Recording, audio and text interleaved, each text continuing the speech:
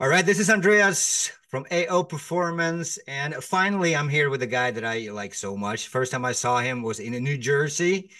He was talking about how to train young athletes, and the way he was speaking, the way he was teaching was he just touched my heart. And then we became friends, and today I'm really, really, really happy that we finally got this to work with our schedule and sit down and talk about how to train young athletes. And we decided we're not gonna prepare anything. We're just gonna be two coaches sitting down having a conversation about how we train young athletes. So, Dave Gleason, welcome to the show. Thank you so much, buddy. It is, as I said off air, it's not only a highlight for me anytime we get to talk, dude, but like to see your face finally. It's been, do you know that we met? I think it was 6 years ago. Oh, That six. that I think that was that New Jersey summit. Yeah, and we just hit it off right away. So I'm excited just to see where this conversation goes. We'll talk about training kids and some things that have worked for me, things that I found have, worked well over the last 30 years. 30 Yeah, years of training kids. Yeah, I'm just so excited to be here, man. I love it. And isn't it weird that you've been training for 30 years, you've been coaching for 30 years, and you're just 32 yourself? I know, isn't that crazy? I mean, I started when I was two. I have a birthday coming up and it's like I'm gonna be 53, but it was like, yeah, I'm 40 13 years ago. Yeah, exactly. I saw this thing on it was I don't know where I saw it, but it was pretty funny. It said it's weird to be the same age as old people. Right? Right. I remember, yeah, people my age I thought were like pretty old at one point. That's funny though. That's why But one of the reasons I love training kids, bud, is they keep me young. I get to right, play. right, And we've talked about that as well, and we've seen so much about that, right? It's like people get old when they stop playing, exactly. just as human beings. Like keep Right. playing. Keep playing. Yeah, we're gonna talk a lot about this. And but take us back because I know you did a lot of different sports growing up, right? And so tell us a little bit about Dave. Who are you? Where you come from and all that. Yeah. So I grew up just south of Boston, Massachusetts, in the U.S., obviously, and my parents weren't athletes, so I knew nothing about sports. And then I was lucky enough to have a kid move in next door to us when I was in second grade. And I remember he came over and he's like, "Do you play soccer?" And I was like, "I guess so." I don't know. But then all of a sudden, I found myself, actually getting to play because I didn't have any neighbors really that were my age until he moved next door, and we were about a month apart. So then it became we were playing outside every day, and then I played recreational soccer and fell in love with that. But then, we would ride bikes and play basketball and build forts in the woods, and we were just always physically doing something. And I back then in the 80s, like you didn't really specialize in anything. That wasn't really an option, at least where I grew up. So it was we just and I tried everything. I tried tennis, I tried baseball, fell in love with soccer, had a really decent high school soccer career, but I also played basketball and I ran track. And then I went and played Division II college soccer, where I had a lot of success there too. Had a lot of fun doing that. And then again, I'm so old, there was no real avenue after that. So it was men's leagues. I had a couple tryouts with some lower level pro teams, but it was like, do I start my career now or do I like take a chance? And it was very dramatic for me, to be honest with you. And this is part of my story. I remember my last college soccer game, it was a playoff game. I remember crying in the locker room in the shower room because not only did it just flood over me, it's over. Yeah, Um, I had this overwhelming sense of what do I do now? yeah, Because as I got older and I did specialize, I made my entire life about my sport. it was my complete identity to a fault. I'll say that. It was something I really had to work through. And it's really what drives me, what drove me to coach younger kids so that they know, like, all right, you're a kid who plays soccer and you love it, or you're a kid who plays American football or field hockey or whatever it is, and you love it, and it's part of you and it's important to you, but you're also a daughter or a son, you're a best friend. You're an artist. Like I loved art, graphic art, but I didn't identify with that. That was just, because I'm a soccer player. All I right. had, and it was very, very traumatic for me emotionally. So much so that I pushed the game that I loved aside and I just dove into my career, which was great because it helped me in the future.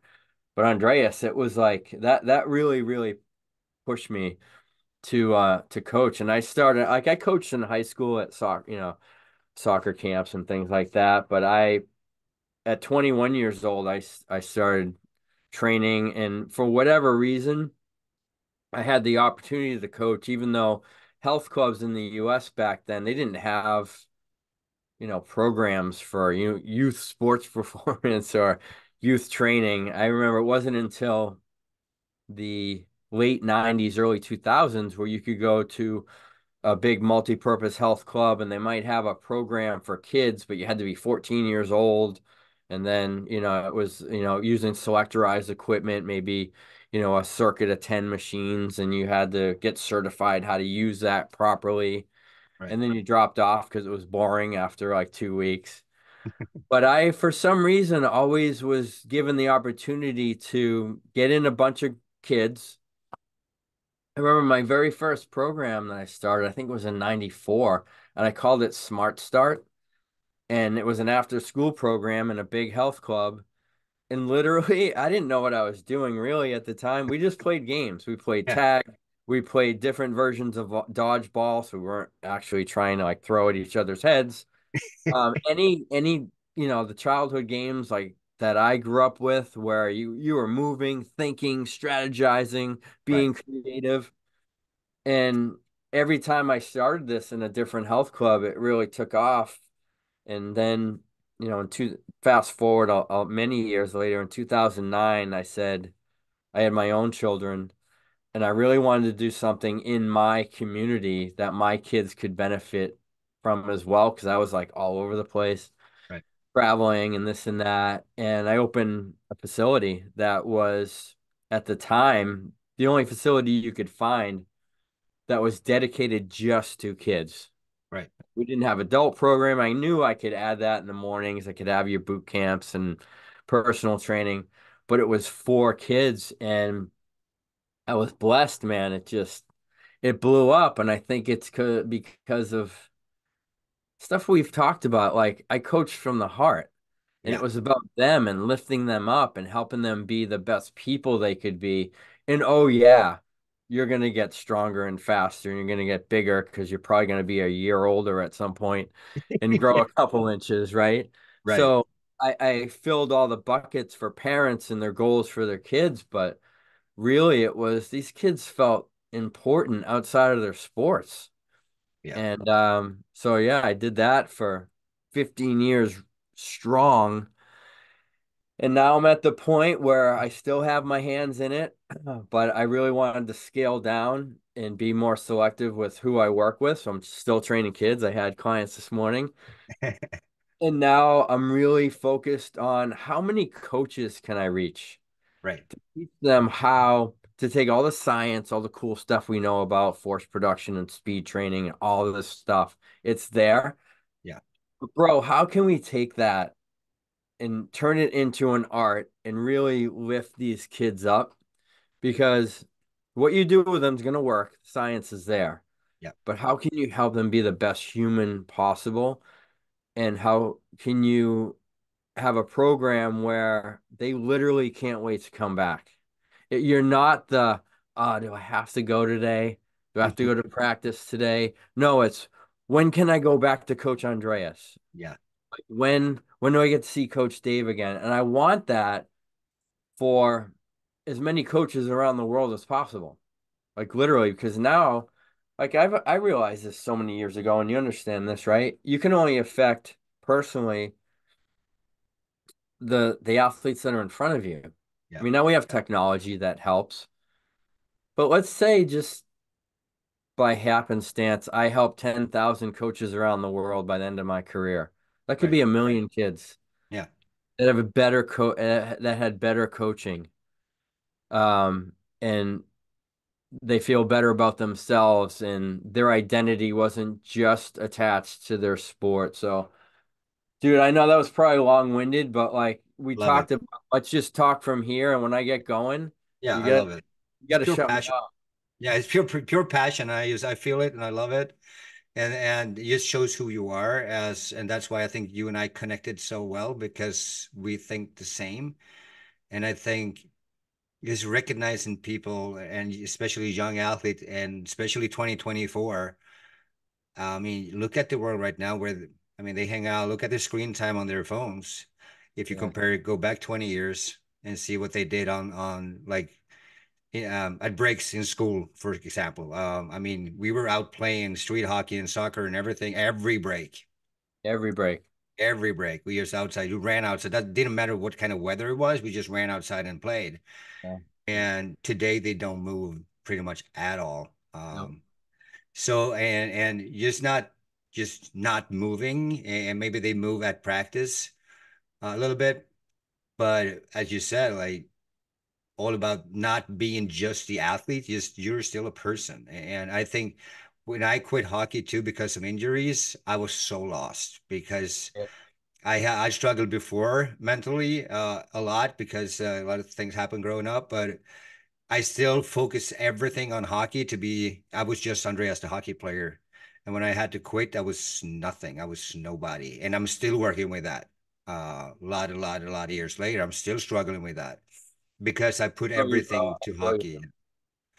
So I think it's what you're talking about here is, I think it's more important than ever before what we want to do and what you help coaches coach kids better and take care of kids better. So kids start to love this again. And just, as you Mhm. said, I want to go to Coach Dave. I don't want to be with my phone. I want to be with Dave. I want to be there. I want to have fun. I want to do high fives. I want to run and I want to compete. I want to do tag. I just want to play and have fun and at the same time get better in my sport.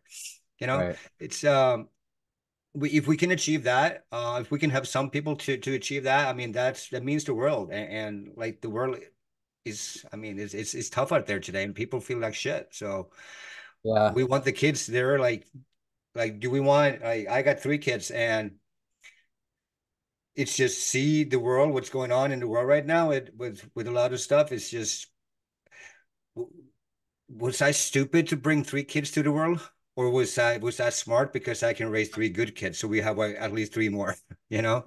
I know, for real. And that's how I feel about the kids that I train. Like, are we gonna help make, and we've talked about this, right? Like, oh, now you're going over the top, Dave. Like you're talking about like society as a whole. And I've talked to you about like in the US anyway, like what is our military gonna look like in the future? Right. Like all these like kids that are turning into young adults that can do nothing except be on a screen. They don't move well. They can't think quickly. They're Yeah. not creative. Like all the things that we know that are detriment. But like, I wanted to ask you this because I just learned, and we've talked a few times, we have a very similar background with our emotional health, our mental health. Yeah. And that was another part of why when it ended for me, I was crushed because I felt like soccer saved my life at times. Right. It was my only purpose Yeah.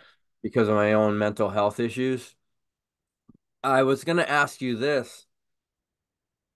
I can't imagine like myself growing up in today's world because we did play outside. We Yeah. did like every chance in grade school we got, we moved, we went outside. for we call it recess in the US. Right. Like if we would play just games with no coaching, just all right, let's pick teams and play. And if the Yeah, teams suck, we remake the teams or we yell at exactly. each other or we fight and then we keep going. We Yeah. go back into the classroom all sweaty and we focus. Yes. And like I have two questions for you actually. Like, A, can you imagine?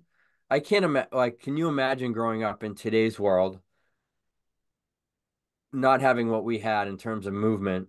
And B, I can't put my finger on the disconnect between like every study, and you're a science guy as well as a practitioner like I am. Every study shows that physical activity increases better behavior and academic performance. Yep. It's not, oh, there was this study that said, no, it's just how significant of an improvement it was. Yeah. Including the landmark study in Naperville, the Naperville study in the US. Like it started there. Like, so that's like my follow-up question. But like, dude, can you imagine growing up today without movement outside of going to an hour-long practice, which you may not like? I mean, I would be, if I want to be completely honest with you, because stuff I went through during childhood growing up, and I only focused on hockey. If I didn't have like the street hockey playing with kids and all the extra practice I got from that, which made me a better hockey player, Yeah. I may not have been alive today because that was my everything. And Yeah. if I put a sitting, if I see myself at 14, 15, 16, sitting in my room with a phone, comparing myself on social media to others, with the way I was feeling at the time about myself, with the like complete pure hate. The only time I felt good was when I scored on the ice. Hmm. And if I didn't have the extra time playing around outside, getting better and better, it was I think the hate was going to be too much, and I don't know what's going to happen. You can't speculate, but I probably was going to been bad, really bad. Dude, I feel you so much. And whether we talk off air or more here about it, I was the same. Yeah. I was the same. Like, and what people don't understand, and not that, well, if this ends up being a mental health episode, it does, right? Like, what people sometimes don't understand, and it's out in the media more. A lot of times it's the kid that's like, they always seem happy, they try hard, they're so good, they're good looking, they're talented. Yeah. Like all that was me, all those things. And like, I was on top of everything. I Right. got good grades, I was in the right friend group, but inside, that's the tough part about mental health. I was struggling so bad, Yeah. like so much. Same, but if I didn't have that outlet, I don't know, dude. No. I I don't know. And that's again, and that's like I think the most transparent I've ever been in talking about my history and why I coach so passionately. right. I just I want to help. Yeah. 'Cause I get it, and I've had kids whose parents have said, "Hey, they're struggling with this, that," and I'm like, you don't have to tell me details if you don't want to. Yeah. I'm open to tell you mine. I only understand because he or she is him or her, and it's their feelings in their head. I will never understand how they feel. Just I've been there, Yeah. so I can relate in a way. Right. So, and that actually sheds a lot of light, brother, on why you're so good at what you do. I appreciate that, and the same back to you. And I think, and because we went through this too, I mean, there's some I see on social right now they're talking about like, do you as a coach, you have to been through stuff that you're coaching about to be a good coach about that subject, or is it enough to just study stuff? Right. I'm not sure what I think about that still, but what I do believe is for us being through that tough, really, really tough times growing up, it's it's easier, I would think, for us to see through kids struggling, even though they have a persona of being this cool guy or a cool girl, whatever, Yeah. we can see through that and we can Right. know that this kid needs some extra attention, or we need to Yeah. talk to the parents or whatever it is. Because I see what I learn a lot too because of that is I see in a heartbeat if the kid wants this or the parent wants this. Hmm. Yeah. And I think that's Yeah. I never came from that because my parent was just supportive, and what I went through as a kid had nothing to do with them. They were great. Mhm. So they never put pressure on me or anything. All pressure came from within myself and everything. Mhm. But it's just I think it's tough today to be a kid too. Like it's so easy to get your kicks or whatever you want to call it from your phone, just hanging on TikTok and see all those videos, and if you don't like it after 1 second, you can switch to the next. Yeah. And compare that to a long-term development plan to be an athlete. Hmm. It's tough, man. It's It tough. is. Hey, I want to go back to something that you said because I think it's important. You were talking about like, do you have to go through stuff Right. to to be able to teach about it or coach on it? That's a great question, dude. And I Right. don't think there's like the right answer, but I agree with you 100%.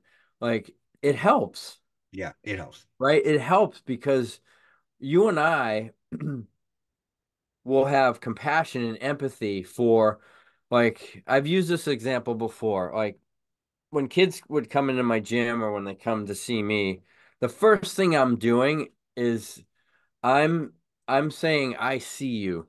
Like, Yeah. and I'm seeing them. I learned this a long time ago from a guy named Brian Grasso. He started the International Youth Conditioning Association. The word sawubona is a Swahili word for hello, but it means I see you. And I was Oh, like, oh, I love that. yeah. So when I say hi to a kid, it's not like, hey, what's up? No. No, it's like, hey, hey, Andreas, what's going on? Yeah. And I can tell on your face. And it's like, oh, all right. I'm like, dude, are you okay? Yeah. And like what coaches have to understand, and this is just a little story I've told a million times. When a seventh grade boy comes in and they give you that answer, and then maybe you're lucky to find out, or maybe you don't find out that they had their very first girlfriend ever.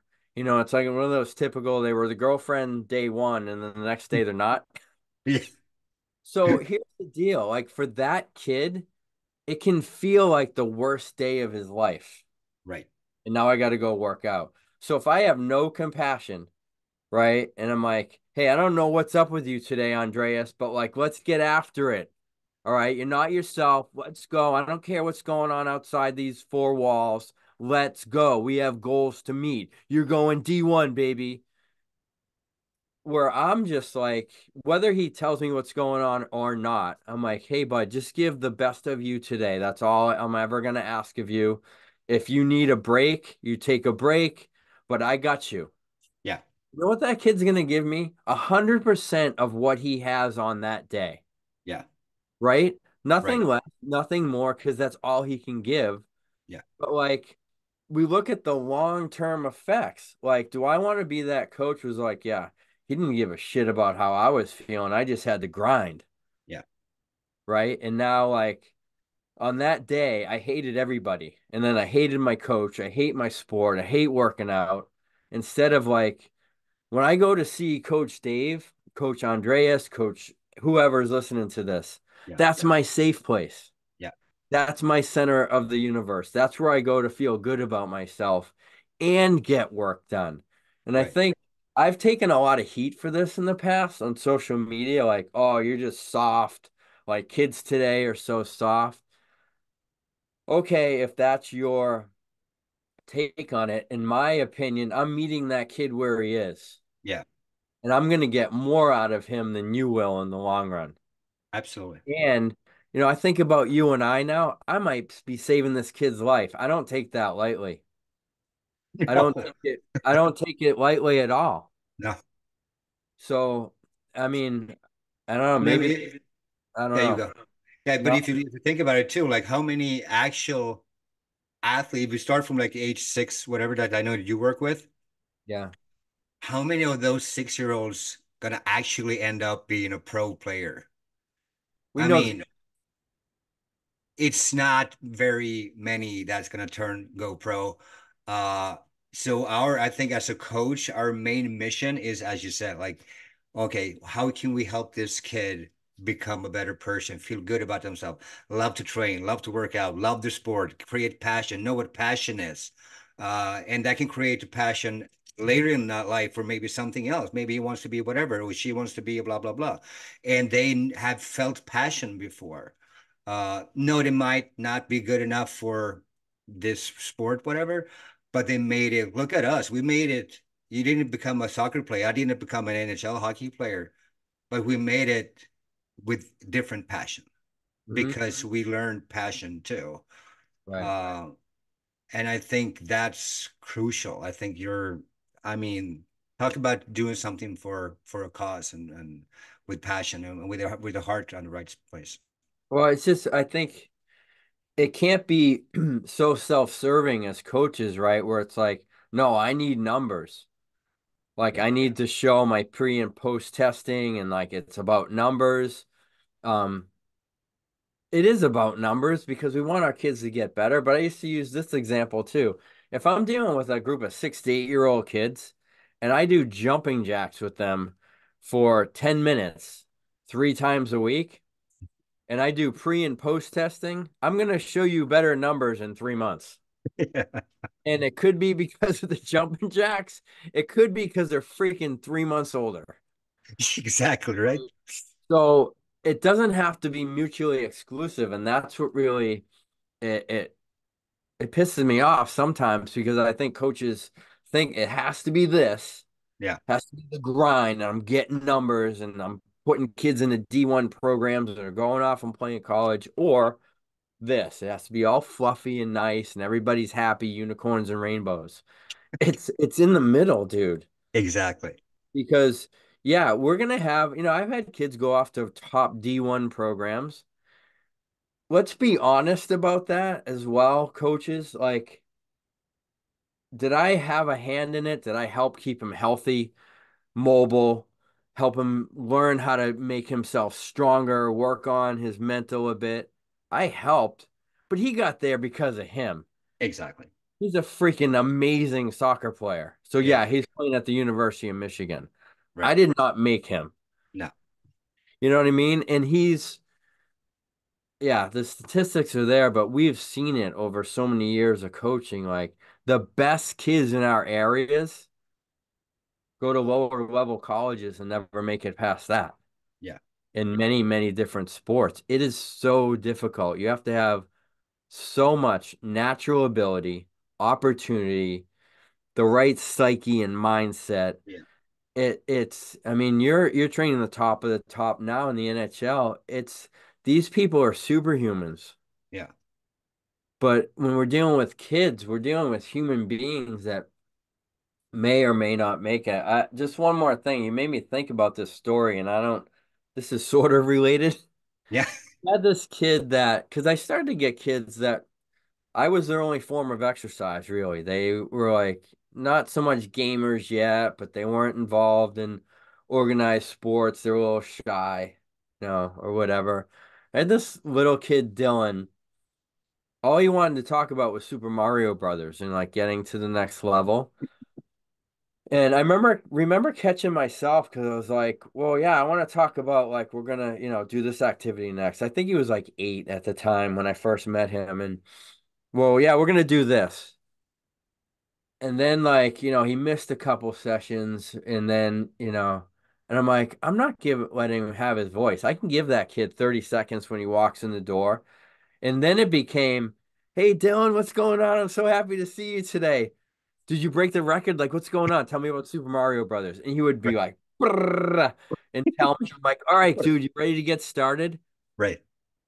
You know what I mean? I Yeah, gave him that. So then fast forward, and I'm not saying like I'm this did anything great, but like it's more like an example. What's our job? Yeah. Fast forward, he got into high school, and I got an email from his mom. Before he told me he was still with me when he was in high school, he went out for track and started doing long distance running. He wasn't like great at it. He was able to compete, but he was doing something healthy for himself, and he Right. had the courage to go out and try something. And then that ended up being a social group, and I was so proud of him. But I go back to our first example. I'm like, I don't care about your video games. We're here to work, little Right. guy. Yeah. Let's go. Yeah. And I think that the more we can spread that message, hopefully we make a dent in what's going on with our kids. I think it's crucial. And I think if you look at if you ask yourself, if you're listening to this now, you ask yourself, do you think you're going to perform better if you're having fun or if you don't like it at all? You're bored out of your ass. What do you think is going to be like, you know? 100%. 100%. So that's kind of easy. And I see, so in July in at my gym in Stockholm, we have all these kids for 4 weeks because usually it's just July they're off from their Yeah. team, so they come to us to train.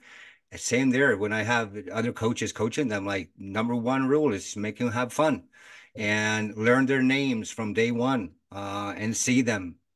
And at the end of every session, just recognize someone from being a good friend or being a good whatever, but not the best one every time. Just he did something or she did something extra. Right. Maybe got a water bottle for her friend or whatever. Yeah. You were just pepping the other ones in a good way. Or something else, and just praise that in front of everybody. Call that today's hero, today's champ, or today's whatever. You Yeah. know, I love that kind of stuff, and they love it so much. It's just, and we have kids that are, don't speak pretty much at all, but first time they are like the champ of the day, of the hero of the day. That smile, priceless. It's Hmm. priceless. Hmm. And when they go outside in the car and sit next to mom, what do you think they're going to say? I never want to go back there again, or I can't wait for tomorrow. Yeah. Are we going tomorrow? Right, Right. Mom, right, I was champion of the day. Well, yeah, why? What'd you do to that? Well, Coach Andreas said like he saw me helping out some of the kids. This kid fell down. I picked him up. Or I asked Coach, can I help with the cones or pick stuff up or character stuff? yeah, For coaches that are watching this, like that was maybe the first like real practical thing that if you do anything at the end of every session, a lot of us have like wrap ups or whatever, what went well, what didn't, or like, hey, great job, guys, bring it in. right, I don't care what age group it is, have an MVP or a champion of the day, all star of the day, whatever you want to call it, based off a character. And if yeah, you're dealing with little kids, you have to praise the behavior that you want. right, Right. That's the most common thing I get is how do I get them to focus more? How do I get them to listen more? right. Well, some of it's the structure of your sessions, maybe, but when you set the expectation that you're going to listen and have respect for other people and have fun and try hard, and then you reward that at the end in front of everybody. Yes, Now, I don't care if I had 20 kids in one of my sports performance classes, every kid had to give that kid a high five before they left. right. Talk about being uplifted and Oh, encouraged to do the right thing, right? yeah, Because many of these kids also like, they're known for, oh, that's the kid that speaks out of turn, or they have attention issues, or like that goes away. It's like magic, like yeah, doing little things like that. And like, oh, I don't have the time to do that in my session. Take 60 seconds yeah, exactly. because you'll get more out of the middle of your sessions. Oh, totally. Like it'll be a better session. You won't be spending 10 minutes yelling at them like you guys aren't listening today. I don't see the effort today. Like if you set the expectation and on the other side you reward it. And I think this is important too while we're being practical. Yeah, You had alluded to this a bit. It might not be the kid with the best behavior because that kid usually like that all the time. He's like your little assistant coach. yep, Maybe it's a kid that struggles, that yep, really stepped up, right? Or a right. kid that's usually shy that raised their hand like 2 or 3 times to ask a question about the activity we were doing to make sure they had it down straight. Right. Maybe it's just the easiest thing I felt like was to praise because no one could argue it was effort. Yeah. Andreas didn't win one of the relay races we did today.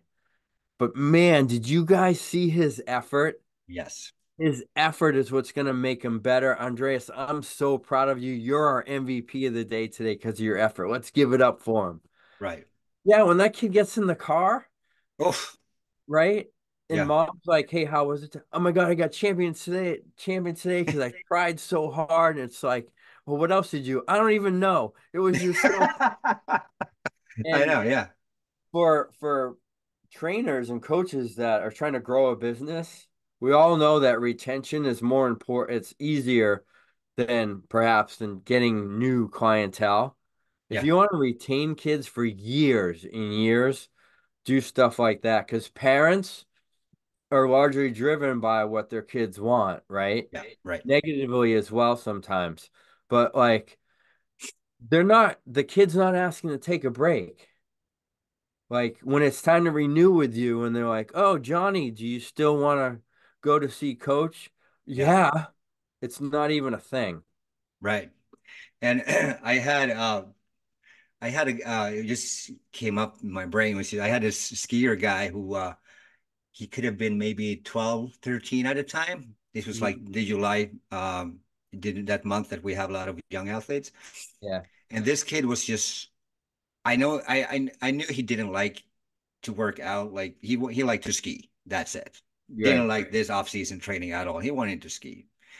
Mhm. But because we do stuff like having fun and we make them have fun while they're moved, so they think they're having fun, but we know what they're doing because they're reacting, they're moving, they're changing of directions, they're stopping, they're accelerating, they're doing everything. Uh, but he came to me like several times and said, "What are we doing next? What are we doing next? What are we doing next?" Mhm. So I made him come up with exercises. Love that. You So gave he him. made up like two, three, four exercises in a row. And then for every session, he made one. And he was so focused and he loved it and he wanted to come back. And his parents were like, "What the hell did you do to this kid?" You Yeah, know? And but all now I did was I saw him, yeah. I understood him and I let him, you know. Mhm. I love that. That's when you know as a coach you're grooving and things are going well because you can give them even more ownership over what's going on at any age. Right. Because you've accomplished what you need to from a physiological aspect. Like they're gonna get this benefit, whatever it is, Right. right? Whether it's a better movement pattern or speed, whatever it is, right? But now when you can say, "Hey, I'm gonna give you 3 choices. You tell me what you want to do." Yeah. They own that now. Uh, One of the most fun things that I did for the younger kids, and if you're the type of coach, and this is okay, where it's a little bit more structured, like it's going to look a little bit more like traditional strength and conditioning, maybe not with barbells or dumbbells with the youngest ones, but it's a little bit more traditional looking, right? Like with me, my 6 to 8 year old groups used to look like physical education classes from the 80s on steroids. Like always moving, kids everywhere, doing everything, games, games, games, games, games. If you were to take one day, a month, a week, or one section of every one of your sessions for your youngest group, especially, and let them create an obstacle course, mhm. whatever equipment you have, you don't have equipment that can use their bodies, Yeah. right? Now you're using their creative brains Right. and they're taking ownership, and it's so freaking fun. And then they get to go through the obstacle course, which is one of the most fun things a little kid can do. Absolutely. And And it's some, so loaded, right? yeah. It's so dense with physical activity. It's change of elevation, change of speed, acceleration, deceleration. It could be balance, change of direction, kinesthetic differentiation. You name it, you can put it in there. I absolutely I agree. And it's and sometimes like a 10-year-old can come up with stuff that I would steal for later because it was Oh, so brilliant, you know? yeah. I have a file still to this day of kids would come in and they wrote out a game. And it would be like their own version of whatever tag or Right. Red Row, any like popular, and you're like, this is really the game we've already been playing. But okay, you put a twist on it. And it came to that point because kids would come in and say, hey, can we play this game? And I'd say, yeah, but it would take like their explanation would take like 15 minutes.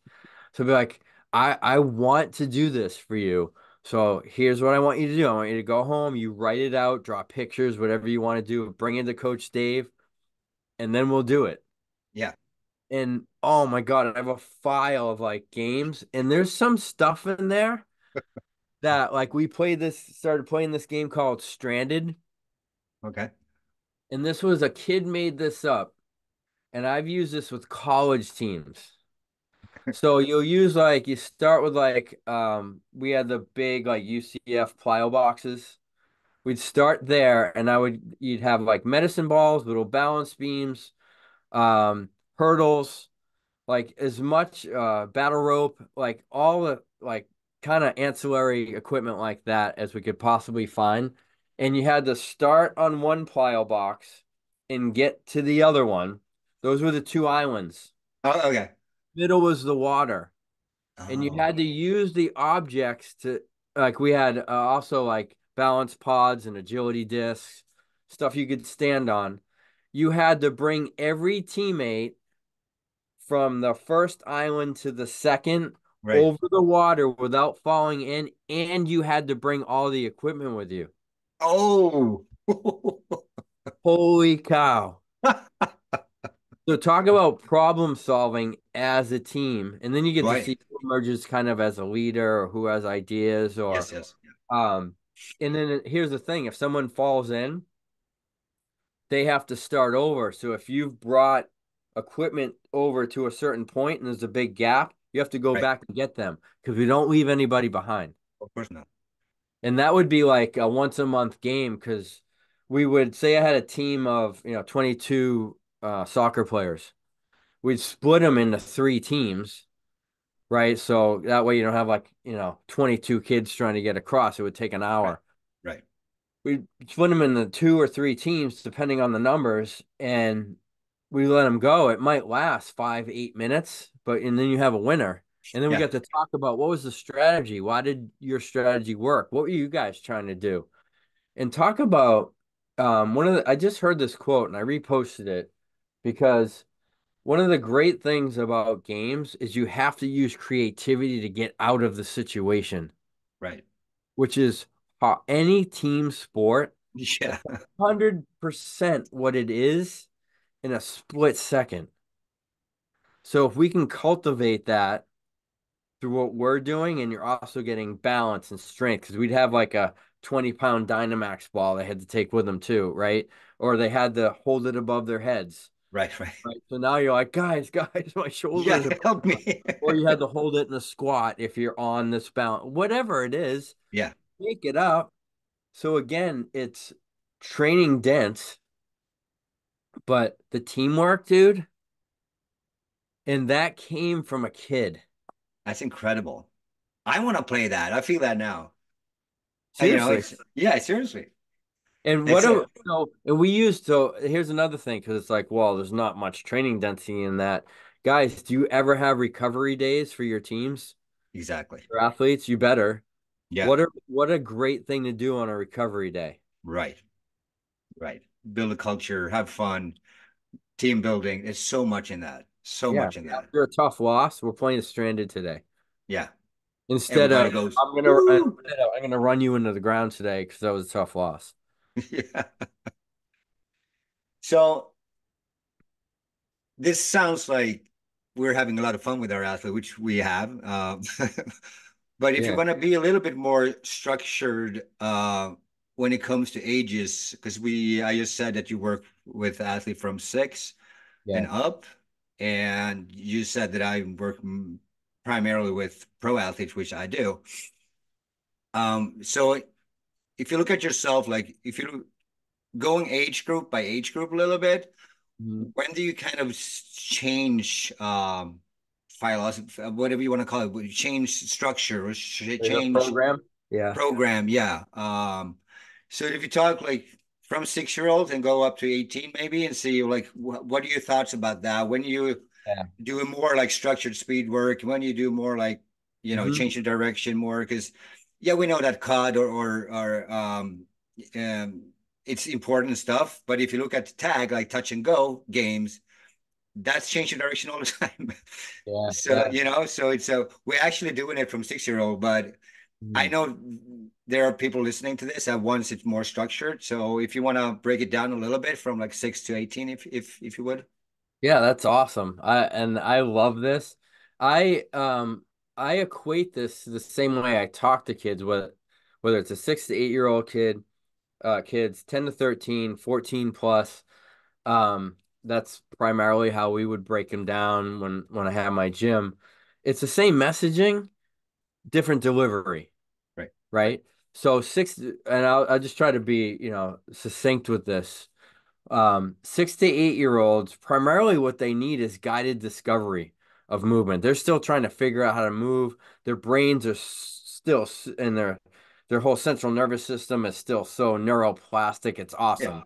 It's Yeah. a sponge, it's a magnet. Like you give it to them, you just watch them learn, Right. right? So it's very little, 6 to 8 year olds, to put it in context, very little cueing, switch words and stuff like, all right, guys, look at me the next time you do those squats. It changes a lot, Yeah. right? It'll change their posture. They start bringing their hips back, whatever. Um, so 6 to 8 year olds, I don't want it to sound like all we did was play tag for 45 minutes to an hour. No. I have a template system, right? So I knew that they needed some systemic strength in there. How many different ways can we do that? It's a freaking million, Yeah. right? So it depends on how you want to do it, just like with 10 to 13 year olds. But with that age group, instead of saying, we're going to do 3 sets of 10 squats now, guys, for a 6 to 8 year old, you end with what you started with. I did 3 sets of 10 squats. Yay. I hated it. It felt weird. My knees hurt. Yeah. Like, I don't even know. Did I do it right? So we would play the squat game. So they all stand in front of me. There's three different positions. There's top, which I'm kind of standing up in a semi-athletic stance. Middle is kind of midway down to a squat. And bottom is a good, maybe femur parallel to the ground around their squat, certainly not just bottoming out. And they have to, in a predicted pattern, stay with me. Okay, guys, ready? Top, middle, bottom. Now, just doing it that way, their eyes are on me. So chin's up, spine is probably in a good spot. And then you watch them as they start to push their hips back. You Right. can give them one cue, like, guys, push your knees out when you go down, Yeah. because you're going to get that like valgus Right. position or whatever. Yeah. It's so easy. And we're playing a game. And then once you see it's a little bit better, you make it a little bit more random, Yeah. right? Okay, now guys, now this is going to be fun. Now we're going to go, I'm going to try to trick you, right? So I'll go, all right, top, bottom. And I'd hold the bottom because Yeah. we want them to feel like it means to be in the bottom of a squat. Yeah. Feel it, not Right. see it. Right. And then the last part of it is, all right, guys, you guys are following me, and this could be weeks of work working on their squat patterns. Um, what else could I do instead of showing you how to squat where you mirror me? So we would do signals. This means top. This means Right. middle. And then again, ownership. Visual. Yeah. Who has a good idea for middle? And they'd be like, "Oh, you have to do this." Yeah. Okay, great. Yeah. All right. So that's just an example of how we would start them out, and that's a traditional exercise. Right. Squat. Yeah. I'll just give you one more. We would do a lot of crawling. We would do what I call hand walk. So it's a push up hold, straight arms. They Yeah. can only articulate their shoulders and their ankles. So you're working on ankle mobility, Right. contralateral coordination, and core strength. Yeah. And you either give them, I always used to like to give a marker to get to rather than reps. Yeah. Because again, little kids don't care about 10. No, no, no. about 15.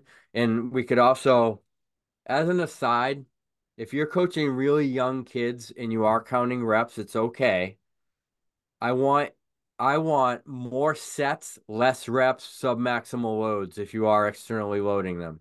Yeah. Stop them before they groove a pattern of 15 that's incorrect. Right. I'd rather have you do 8 sets of 4 submax load with a medicine ball, or even if it's a dumbbell and a goblet hold. Absolutely. Stop them after 4. Guys, that was great. Next time, keep your eyes on me. Yeah. Awesome. All right. Show me that athletic stance. Pick up your dumbbells. Great. Okay. Andreas, a little wider with your feet. Perfect. You guys ready? If you're doing traditional reps, stop it so you can help improve that pattern. You still get your repetition in. But, I grew up, I went to college and they said, oh, yeah, for younger, uh, populations, really lightweight, 15 to 20 reps. Well, the pattern's crap. So Yeah. now we're making a crappy pattern more permanent. Yeah. So if we fast forward to 9 to 13, and this, you're going to have a physically and socially and psychologically, emotionally more mature kid that might be in your 10 to 13-year-old group, and they're 8. That's okay. Yeah. Right? I've had an 11-year-old kid in my 6 to 8-year-old group, and that kid had a blast. Yeah. I So love it. do what's right for the kid. Don't just go by chronological age. It's just easy parameters, right? Right. So 10 to 13, my structure became a little bit over the years, it became a little bit more traditional because I also felt like I need to prepare these kids for high school, public high school in America, near me especially. Very little instruction, but they're put in the weight room, 1 rep max on day one, no instruction on how to get better, no real programming. And then 1 rep max, every 4 weeks or whatever. They don't know what they're doing. Yeah. So, that's where my templating system would look like this: tissue quality, showing them how to use a foam roller properly. Yeah.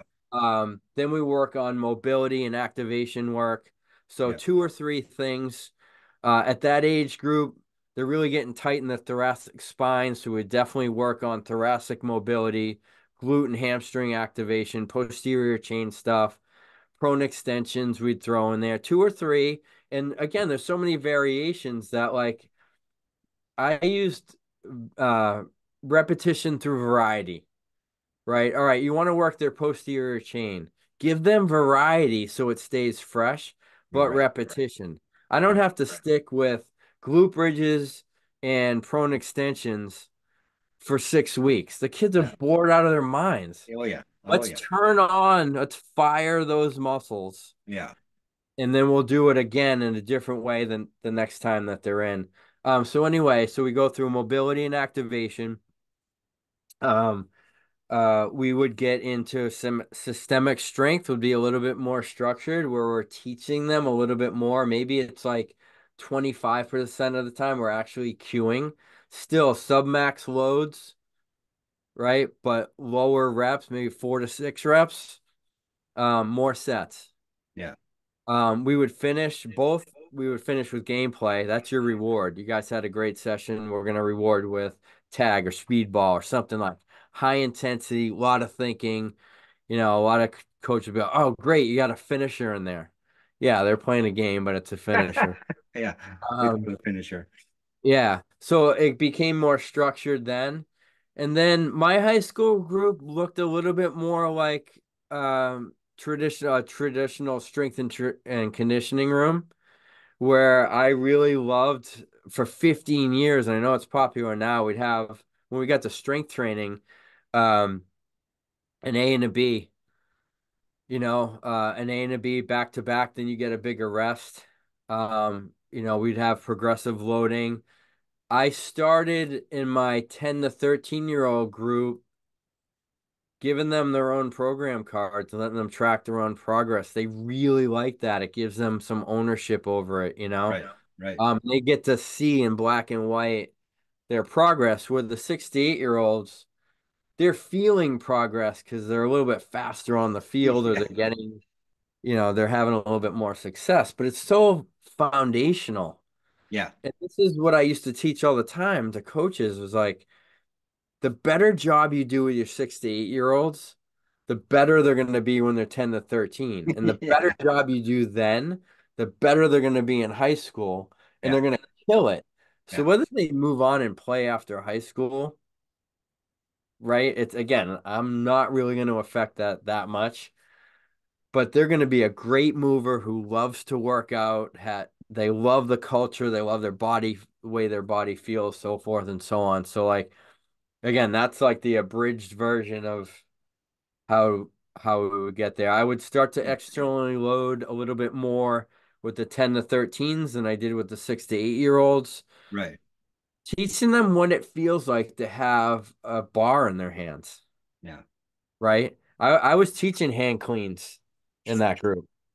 Yeah, absolutely. I mean, the sad part is that we have to teach them that because when they go to maybe a different school, they have to do those lifts, which I think is just pure stupidity for team athlete if you're not going to be a weightlifter or a CrossFitter or power lifter or whatever, because I think Right. we can do it much better. But today we see in a lot of still in team sports, they do a lot of lifting and with Yeah. such a bad technique and they get injured. They're like most of them have back problems because they can't lift. I have nothing against a really, really, really good heavy back squat if you have great technique. Right. And how many team athletes do you see with great technique? Like Not a zero. lot. We Not, used to say, starting in my 10 to 13-year-old group, because you get kids that come in at 12 years old and the dad wants them to be this and that. And it's like, no, you're gonna earn the right to lift weight. yeah, It's gonna be based off of like, before I'm gonna put a bar in your hand, you're gonna be doing, max jumps with a 4 pound Dynamax ball in between your legs and holding on to it and landing well. right. Right. And same thing with you. It was like, I need to teach them how to do a hand clean with a sub max load well. And I used to say to them, I want you to move a lighter weight fast Yeah, because as you go up in weight, you're going to move that weight slower. And yeah, I want you fast. yeah, But I also want you to know how to do it. So when you go off and play football in high school on day one, no matter how much you lift, you're doing it well. yeah. Because their safety is, I mean, that's our number one priority, right? I 100% because there's too many young athletes getting injured because they can't lift and they can't move. And I think we gain a lot with just what you said, like ending sessions with gameplay and have them. If you haven't played tag, touch and go, and you have them stop and decelerate or jump, and you do tag on one leg, chase one another with one leg, do that for 20 seconds and see how you feel in that leg. Mm. I mean, is that strength training or what? I mean, you're gonna get strong, like really, really strong while Yeah. you're moving. Because Yeah. the goal has to be get strong in a movement, not in like a couple of muscles. It's like the whole body has to be strong in movement. I love that you said that. There is so much, it's just true. Yeah, And I've said this so many, like a club coach would say, hey, we need to work on speed and agility. What can I do? Have them play tag. yeah, Have them play tag. yeah, You have to decelerate and reaccelerate and get down low to do it over and over and over and over again. So, but with that, like, I love that you said that because those are the things that mean the most.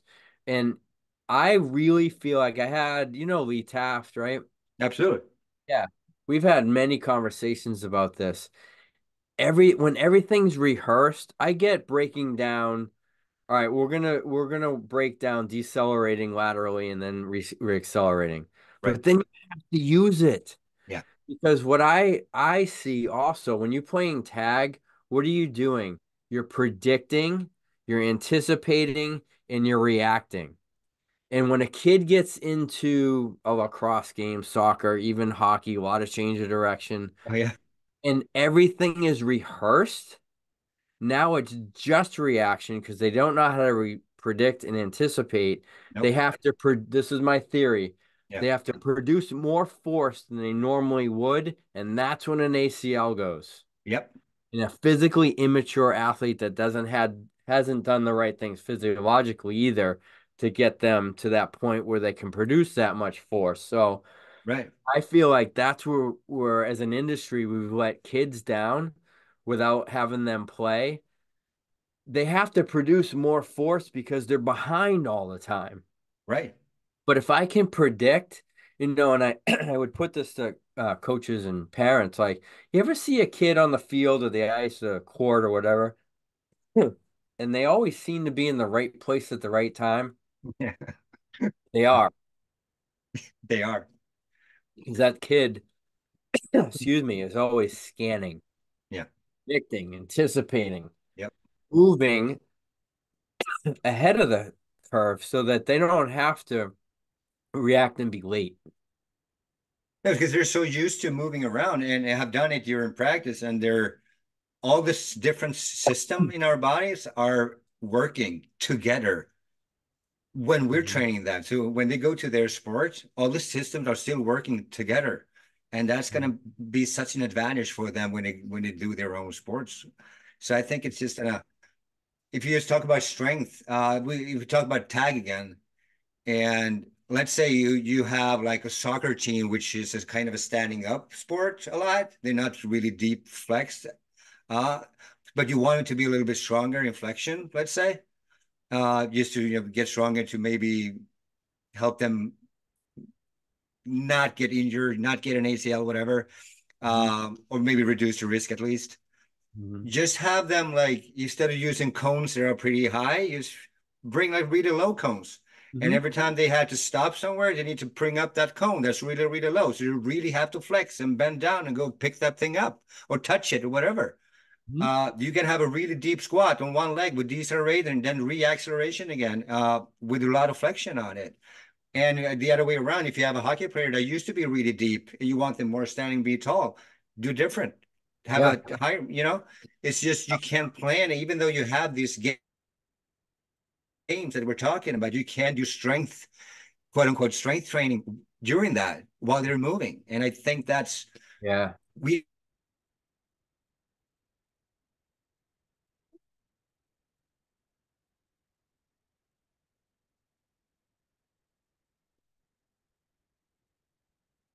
You froze on me.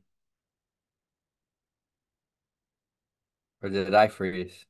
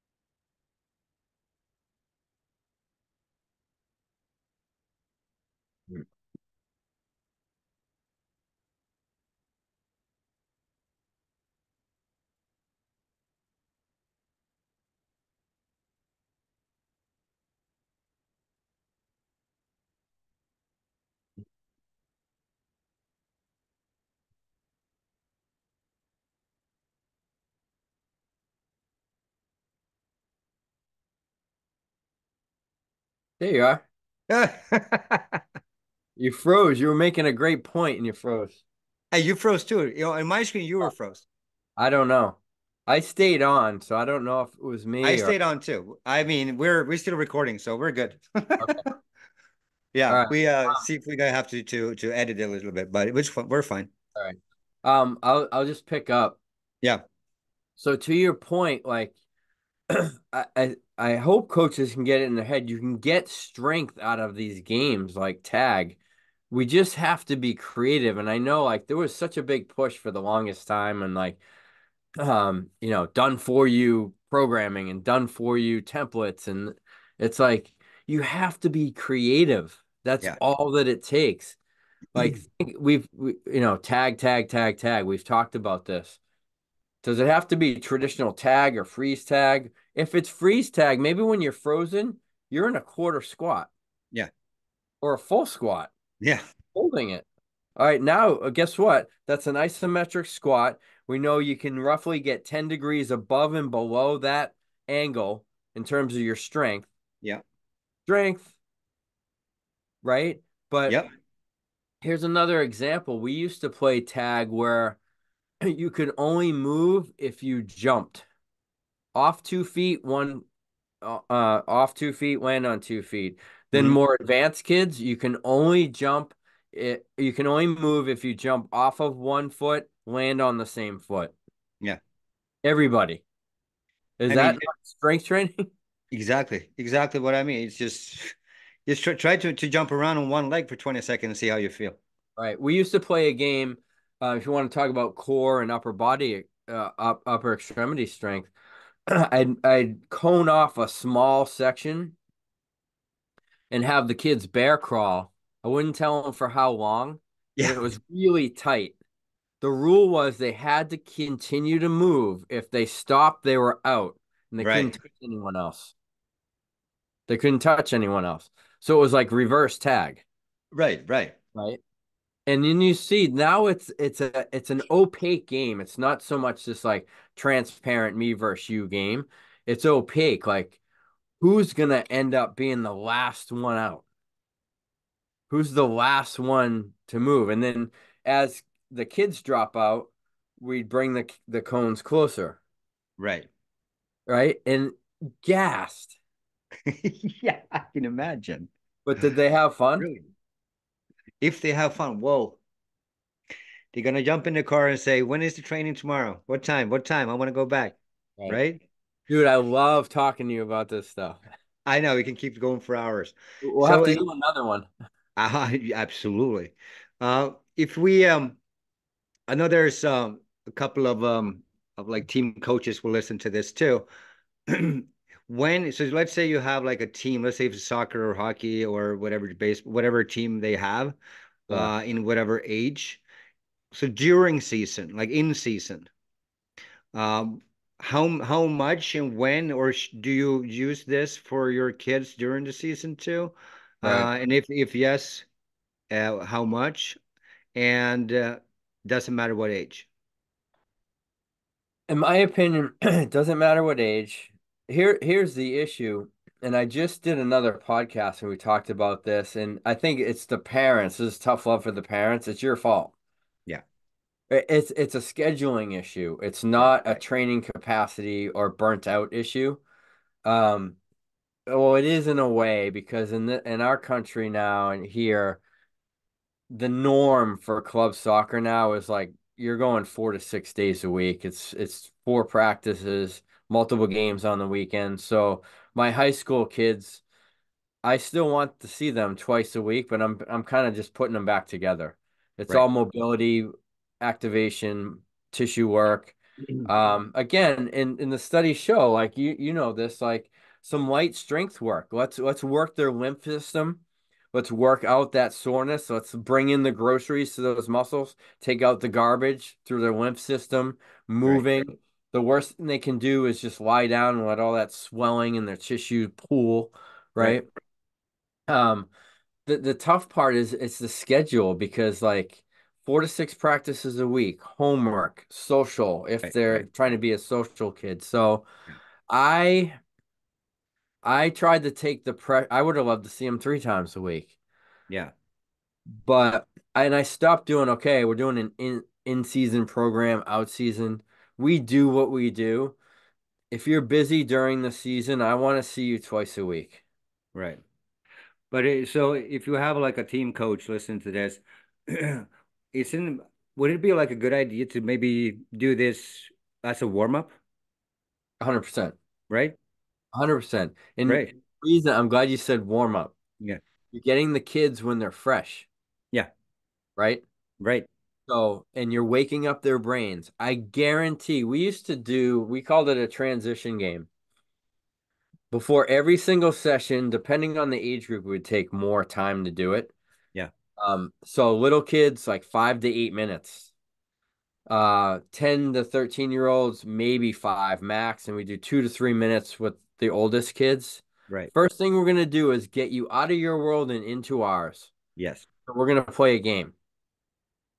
when I was coaching soccer at the youth level, the very first thing we would do to warm up is tag Yeah. inside the 18-yard box. Yeah. We would play foxtail or some type of a tag game because you're Yeah. not just warming their bodies up and getting, circulation in the muscles here.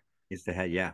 And then like again, like you so many coaches worry about the focus, Andreas. Like now they're engaged. Now Yep. they're in Yep. You're Man, ready. the little kid, they burned off some of that nervous energy. So, like, we would play, go get a drink of water, you get 30 seconds, come back in. We'd go over our expectations real quick.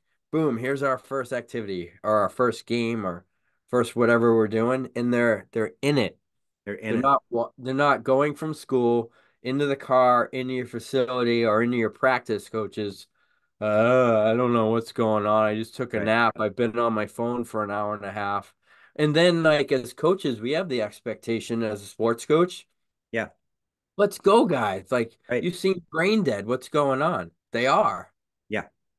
And Do then you're gonna have a something lot better practice too, because they're there, way better. ready to Way, rock. You way yeah. better. Their And bodies aren't going to do anything their brains don't tell it to do. right. Absolutely.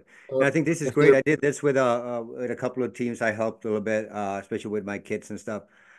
Um, like during tournaments. Some tournaments they have like maybe 4 games in one day when they're young, and like they wake up at 6, 7 in the morning and they're gonna have 4 games and they're so tired they still have like their breakfast in their eyes, Mhm. and like go out and play something like you said, like do rock paper scissors and like to wake up their brains, like Yep. wake up, and Yep. then move a little bit. And I mean it just makes such a difference from first Yep. second of the game of that tournament. It's Yep. and they're having fun and they're going to build a culture in the team. They're going to have fun with it together. And I mean, if I go back remembering when I was playing hockey, I can't say I remember any results at all, but Mhm. I do remember the tournaments that were most fun. Yep. You Yeah. know? I remember, and I like you, I played for a long time. I mean, I was in second grade. So what is that? 7, 8 years old through college. And I maybe remember, like I remember all the games, but two games stand out where I did something that was pretty cool to help us win, and it was a huge win. I remember the bus rides.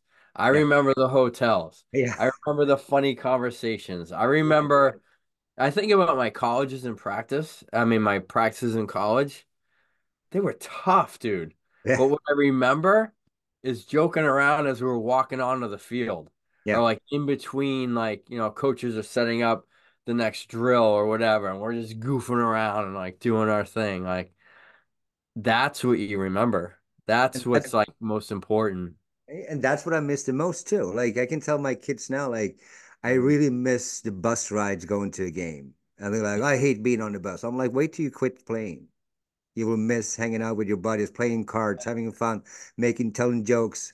I mean, I miss that so much. It was so much fun. Yeah, same, same. So Yeah, I'm hoping like I know the coaches that watch this, they're gonna get some juice and go back. And guys, we're no different than athletes. We're just trying to get a little bit better every day. right. And you have two guys here that we've been doing it for a while, and there's some things we know work, and we're just trying to share that because the more coaches that are getting a little bit better, the more athletes have the benefit of that.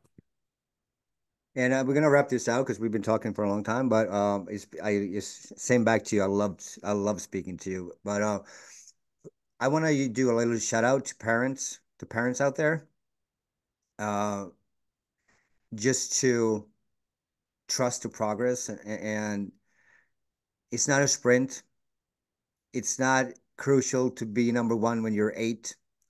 As we were, I mean, listen to this episode again and listen to what we said in the beginning about having fun and creating all that you need to create as a young kid to be able to love this and create passion for a very, very long time.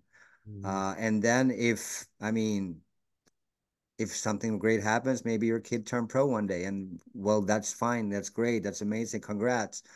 But for most, they're gonna turn hopefully to better kids and be great people in the end. And but don't push it too hard. It's I think that's a big, big, big, big problem, at least in Sweden. That parents pushing and pushing and pushing because maybe they didn't make it as an athlete, but they want their kids to make it as an athlete, and Yeah. they get a little bit too much. Would you agree? Would you agree with that? 100%. And same, I'm a parent. I had two boys that end up playing college sports. One was track and soccer in college. Yeah, The other was soccer all grown up now. He's track. Um, just yeah, take your time. yeah, Take your time and know that their identity doesn't revolve just around their sport. And there'll be times where you feel like they're almost maybe getting worse or slower. Development isn't like this. Mhm. So if your kid is a rock star at 8, kids are going to catch up to him or Yep, her. So now it seems like they're not as good. They're just as good. Just kids have caught up. And the higher level that they play, guess what? Every kid's good. So, just learn to be a spectator, learn to love watching them play. yeah, And I would also encourage parents to wait until they want to talk after a game.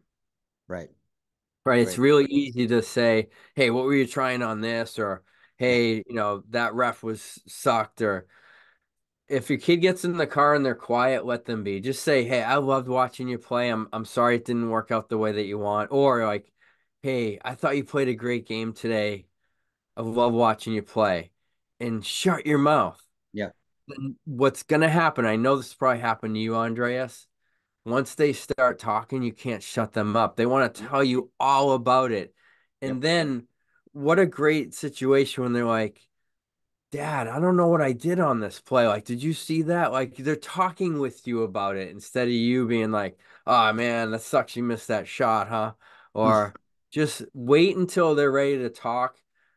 It's not only going to benefit them greatly and help diffuse like burnout or feeling like they're not good enough, but your relationship is going to get so tight. yep, absolutely. It's going to really, really affect your relationship with your son or daughter in a great way. So, parents, I would just encourage that as well. I know it's tough because it's passion too, but they have a coach and you're Mm, parents. So as you mm, said, don't start coaching the first thing you do in the car, especially after a bad game, quote unquote. right, right. I Yeah. love that. And another thing I would last thing for today, maybe I would tell them to think about too is let's say, as you said, like other kids caught up and they were superstar at 9, let's say, now they're 12 and athletes tried to caught up or they caught up to him or her. You don't have to go to 2 million camps during next summer. It's Yeah. just I mean, what I did for my kids, we didn't go to maybe I don't know 2, 3 camps for in 8, 9, 10 years Hmm. top. And I wanted to go to camp just to socialize, to meet other Right, athletes, right, not to get better, right. not for skills training, not for skating technique, none of that.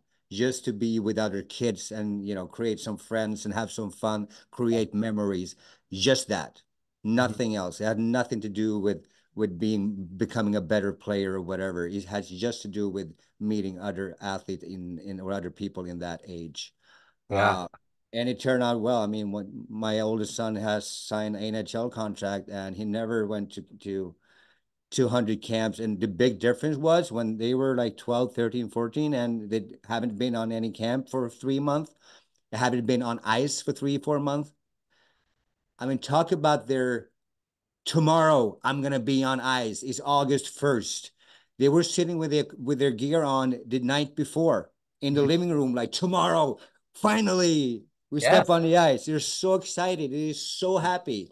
And their Mhm. friends maybe been to like 8 camps during that summer. And it's August 1st and they hate hockey already, Yep. you know? 100%. As a caveat to that, maybe we end here. It's okay to take time off. They will not, they will not fall behind.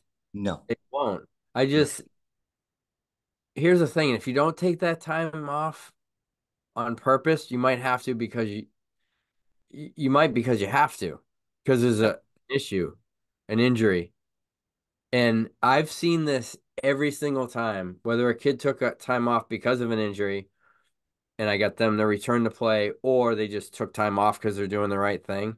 Yeah. They actually feel like they're better at their sport when they go back, not Right. worse. Right. It's like call it magic. It's the way that it works. Trust me. Yeah, and I mean, if you want to be from the age of 8, 9, 10, be on 4 or 5 camps every summer, how much are you gonna have passion for your sport when you're 16, 17? And Yeah. you have your first setback at 16, and I mean, you're gonna hate that sport and you're gonna quit, which we see. Yeah. And you know what Gretzky said, right? Mm-hmm. Yeah. Tell The me. worst thing that happened to hockey is summer hockey. Yeah. So I completely get that you think you have to go to all these camps and stuff, but you don't. Yeah. Um, just make your kid have fun, try different sports, play tennis, play paddle, play golf, play whatever, and Mhm. let them be kids, have fun. It will help their hockey. 100%. And just trust the process, and that will make them, because if they just lose passion at 15, 16, I mean, They're not good. done. You're done. Right. Done. Yeah. Yeah. Hey, Dave, it's been absolutely incredible speaking to you. I know we went from pretty deep to to having a lot of fun. We But hit it all. incredible. Yeah, we did it all. Hey, Hopefully, let's make sure this isn't the last one. no, I feel like we could go on for a couple of hours more. So Yeah. no, we definitely have to do one more soon, very soon. All right, buddy. I'm in. Good. Hey, I really appreciate your time, I loved speaking to you, and just to see and feel your passion. And so, if you're listening to this, just make sure you go on YouTube to watch it too, because when you see Dave's and his passion, you're just gonna feel it, and you're gonna to fall in love with his character. So Dave, where can people find you? On YouTube, backslash at Coach Dave Gleason. Really easy. From there, I have all my other social media links to Instagram, TikTok, all the stuff we're supposed to have, and it's at Dave Gleason is the end of every handle. So I'm pretty easy to find. That's great, and we put that on the show notes too. So Thank you. easy to find you, man. Well, thank you so much, and it's been a pleasure, and I'll talk to you real soon. All right, thank you, brother. Love you, man. You too.